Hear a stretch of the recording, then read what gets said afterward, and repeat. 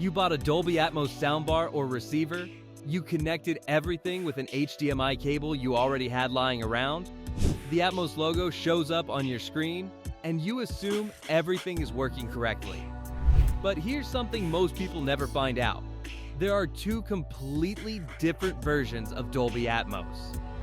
One compressed and one lossless. And the cable you're using right now is probably the reason you're only getting the inferior version. The frustrating part is that the Atmos logo appears either way, so your system never tells you that you're missing out. Today, we're going to fix that. Subscribe and hit the like button if you want straightforward content that actually improves your setup. And drop a comment below telling me what Atmos system you're running and what HDMI cable you're currently using. You might be surprised by what you find out. The two types of Dolby Atmos nobody tells you about? Let's start with the most important thing to understand, which is that Dolby Atmos is not a single fixed experience. There are two fundamentally different versions of it, and they sound noticeably different from each other. The first is compressed Atmos, which is what you get from streaming services like Netflix, Disney+, and Amazon Prime Video. This version uses a codec called Dolby Digital Plus and delivers Atmos at around 768 kilobits per second. It sounds good, it's genuinely better than regular surround sound, and for casual watching, it's perfectly enjoyable. But it's a compressed version of the full format, meaning audio data has been reduced to make it easier to stream over the internet. The second version is lossless Atmos, which comes from physical media like 4K Blu-ray discs. This version uses Dolby True HD with Atmos and can deliver up to 18 megabits per second of audio data. That's not a small difference. That's roughly 23 times the data of the compressed streaming version. Lossless Atmos is reference quality audio, the same format used in professional mixing studios, with full object-based audio precision and no compression artifacts. This is what Dolby Atmos actually sounds like at its best. The reason this matters for your HDMI cable is that these two formats have completely different bandwidth requirements, and the cable connecting your devices determines which version your system can actually deliver. ARC versus eARC, the connection that changes everything. To understand the cable problem, you need to understand the difference between ARC and ARC. ARC stands for Audio Return Channel, and it's been built into HDMI ports for over a decade. It allows audio to travel backwards through the HDMI cable from your TV to your soundbar or receiver, which is useful because it means you only need one cable between the TV and the audio system. Standard ARC has a bandwidth of roughly 1 to 12 megabits per second, which is enough for compressed audio formats but not enough for lossless audio. eARC stands for Enhanced Audio Return Channel, and it's a significant upgrade. eARC supports up to 37 megabits per second of bandwidth, which is enough to carry lossless Dolby True HD Atmos without any compression or quality reduction. Most modern TVs and soundbars now include at least one eARC port, usually labeled on the TV as HDMI ARC or HDMI eARC on a specific port. If both your TV and your soundbar or receiver support eARC, you have the hardware to receive lossless Atmos. But here's where the cable comes in and ruins it for most people. Why your old HDMI cable is the weak link?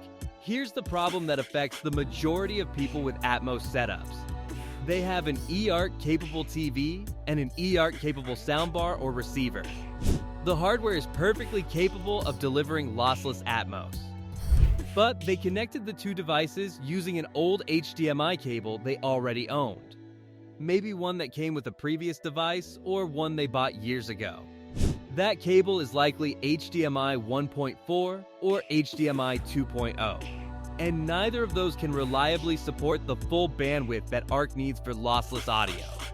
Think of it like having a water pipe with a narrow section in the middle. You can have a powerful pump at one end and a large tank at the other. But if the pipe in the middle is too narrow, the flow is restricted regardless of how capable the rest of the system is. An old HDMI cable in the eARC connection is exactly that narrow section. Atmos will still appear to work because the compressed streaming version fits through the limited bandwidth. But lossless Atmos from a Blu-ray player simply cannot pass through properly. So your system either downgrades it or drops it. The Atmos logo still shows up, which is why you'd never know anything was wrong without understanding this distinction. What cable you actually need? The cable you need for full eARC and lossless Atmos is called an ultra-high-speed HDMI cable, which corresponds to the HDMI 2.1 specification.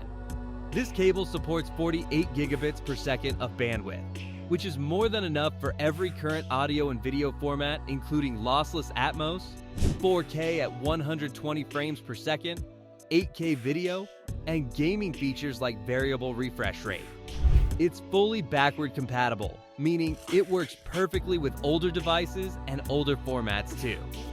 There's no downside to using an ultra-high-speed HDMI cable in any situation.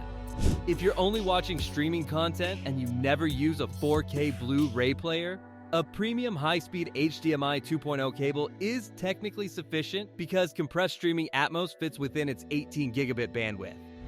But given that ultra-high-speed HDMI 2, one, cables are inexpensive and future-proof, there's no practical reason not to use one for every connection in your system. Dolby itself recommends pairing an HDMI 2.1 cable with your TV's eARC port for the best possible audio experience. How to identify a real ultra-high-speed HDMI cable? This is where you need to be careful. Because the HDMI cable market is full of mislabeled and counterfeit products. A lot of sellers put HDMI 2.1 on the packaging without the cable actually being certified or capable of the full 48 gigabit bandwidth.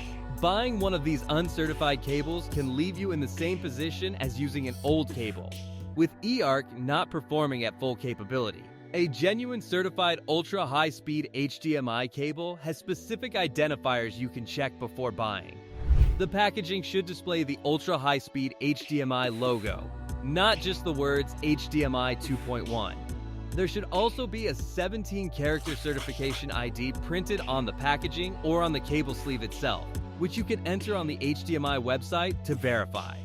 There's also a free official app called HDMI Cable Certification available on both iOS and Android that lets you scan and verify cables before or after purchase. If a cable doesn't have the certification QR code and the ultra-high-speed logo, don't trust it regardless of what the listing says. A cable labeled HDMI 2.1 without certification is a marketing claim with no verification behind it, and it may not support the bandwidth you need. For a connection as important as your eARC audio path, spend a few extra dollars on a certified cable from a reputable brand. It's a small investment compared to what you've already spent on the audio system itself. Cable length, and one more thing to check, one more practical detail worth knowing is that cable length can affect performance. Ultra-high-speed HDMI cables work reliably at shorter lengths, typically up to 2 meters, with most certified cables. Beyond 2 meters, signal integrity can degrade depending on cable quality and construction. If your TV and soundbar or receiver are further apart than about 6 feet, make sure the specific cable you're buying is rated for that length at full 48 gigabit bandwidth. Some higher quality cables handle longer runs without issue. But it's worth checking the product specifications rather than assuming any ultra-high-speed cable works at any length. If you plug your ultra-high-speed HDMI cable into the wrong TV port, you won't get eARC functionality regardless of the cable quality. The cable has to go into the specific eARC port on the TV and the eARC port on the soundbar or receiver for the connection to work as intended. Here's the complete picture. Most people with Dolby Atmos systems are unknowingly receiving compressed Atmos instead of lossless Atmos. Not because their hardware is wrong, but because the HDMI cable connecting their TV to their audio system can't support full eARC bandwidth. The fix is replacing that old HDMI 1.4 or 2.0 cable with a certified ultra-high-speed HDMI 2.1 cable. Check the packaging for the official logo and QR code, verify it at hdmi.org or through the certification app, make sure it's plugged into the actual eARC port on your TV, and you've unlocked the full capability of your system.